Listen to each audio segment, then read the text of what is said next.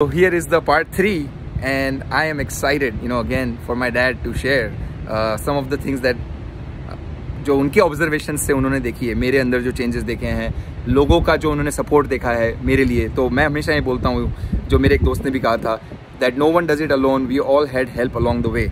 कोई अकेला अगर ये कहे कि मैं सक्सेसफुल हो गया हूँ तो वो झूठ बोल रहा है, क्योंकि इस दुनिया में कोई अकेला कुछ भी नहीं कर सकता है। एक मेरा बेटा अगर 8 साल का है तो उसको ऑलरेडी इतना सब कुछ सपोर्ट मिला है सबके through, starting from the family, right.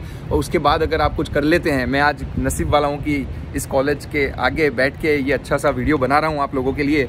लेकिन मेरे को यहाँ पे भी कितने लोगों ने सपोर्ट किया, मेरे अंदर इन्वेस्ट किया, उनका नॉलेज मेरे साथ जनरसली शेयर किया, और बाहर कम्युनिटी में भी कितने लोगों ने मेरे अंदर बिलीव किया। और कुछ लोग ऐसे थे कि उनके आइलैंड के ऊपर घर थे और उन्होंने वो डोनेट कर दिए, और मैं अभी उनसे मिला 2 दिन पहले और मेरे को बोलते हैं कि एक दिन उन्होंने मेरे को 20 साल पहले ये बोला था और मैंने उनको बोला आपने मुझे बोला कि मेरा भी घर ऐसा होगा, तो वो मेरे को इस बार वापस बोले अभी भी मैं कहती हूँ कि तुम्हारा वैसा घर होगा और उससे अच्छा घर होगा। तो ये बात है कि ये मैंने अमेरिका में सीखा कि लोग आपके अंदर बिलीव करते हैं, लोग आपको आपकी स्टोरी को पॉसिबल करने में कोई कसर नहीं छोड़ते हैं। ये आपके ऊपर है कि आप उन लोगों के साथ कैसे अपने आप को ले जाते हैं और सेल्फलेसली सर्व करते हैं, अपने कोई स्वार्थ के बिना आप लोगों से रिलेशनशिप्स कैसे बिल्ड करते हैं। और फिर देखिए कि आप, और मेरा ये हमेशा मानना है कि आप अपना एनवायरनमेंट जो है उसके एक एवरेज हैं। तो अगर आपके पास 5-7 लोग हैं कि उनकी सोच आपसे 10 गुना ज़्यादा अच्छी है तो आप वाकई में सही डायरेक्शन में चल रहे हैं। लेकिन अगर आप अपने से 10 गुना पीछे के लोगों से डील कर रहे हैं, उनके विचारधारा से लेकर, उनके एक्शंस को लेकर, उनके रिजल्ट्स को लेकर, उनकी लाइफ को लेकर, उनकी फैमिली को लेकर, तो आप भी पीछे जा रहे हैं। कोशिश ये करें कि आप आगे चलें। आगे मतलब सिर्फ पैसा नहीं, आगे मतलब अपनी सोच, as a person, as an individual, as a contributor, हर तरह से आप अपने से 10 गुना जो अच्छे लोग हैं उनकी संगत रखिए, तो आप भी कुछ उनके एक अंश ही बन जाएंगे, एक एवरेज बन जाएंगे। अगर आपको पता है कि आपको कहाँ जाना है,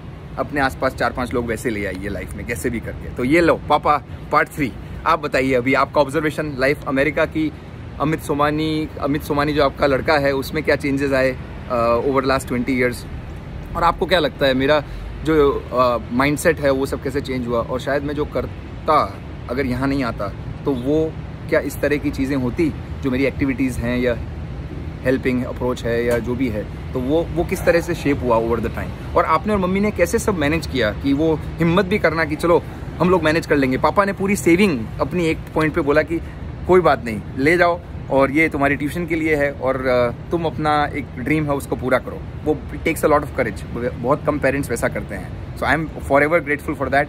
बट मुझे सुनना है पापा से कि ये सब करेज कैसे आया और दूसरे जो चेंजेस दिए वो किस तरह से रिवॉर्डिंग लगे उन्हें। तो ये पेरेंट्स के लिए मोटिवेशनल रहेगा जब वो अपने बच्चों को सपोर्ट करते हैं तो। और बच्चों को भी नहीं भूलना है कि be grateful to your parents. कोई भी, सभी पेरेंट्स अपने बच्चों को अपने से आगे देखना चाहते हैं। जब अमित का एक ड्रीम था कि मुझे यूएस जाके पढ़ना है, तो हमारा कोई भी रिलेटिव यूएस नहीं था, सिर्फ इसके कुछ फ्रेंड यहाँ एजुकेशन के लिए आए थे पढ़ने के लिए। फिर भी हमने कोशिश की कि ये वहाँ पहुँचे और हमने इसे मोटिवेट किया कि जो भी हमसे मदद हो सकी हम करेंगे। और इसकी मम्मी चंद्रप्रभा भी वो तैयार थी कि विल सेक्रीफाइस फॉर अमित। तो हमने कोशिश करके इसको यहाँ भेजा, और शुरू में जितना हमने सेविंग किया वो पूरा इसके फर्स्ट टर्म की फ़ी के लिए ओहायो स्टेट के लिए दिया, इसे मास्टर्स के लिए। लेकिन और रास्ते अपने आप बनते जाते हैं, जब आप कोशिश करते हो तो आगे से आगे हम सीढ़ियाँ मिलती गई, हम चढ़ते गए। बहुत अच्छा। एट लास्ट ही रीच्ड इन यूएसए, और आफ्टर रीचिंग देयर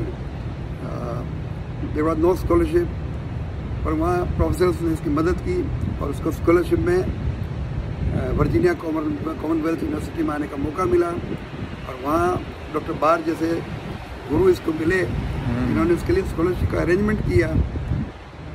और इसमें ऊपर वाले का धन्यवाद है कि उन्होंने साथ दिया हमारा। और ये मेरे ऊपर वालों, यही है, मैं बोलता हूँ पेरेंट्स ही आपके भगवान हैं, क्योंकि उनके जितना सेक्रीफाइस, उनके जितना इन्वेस्टमेंट आपके अंदर दुनिया में कोई नहीं करेगा।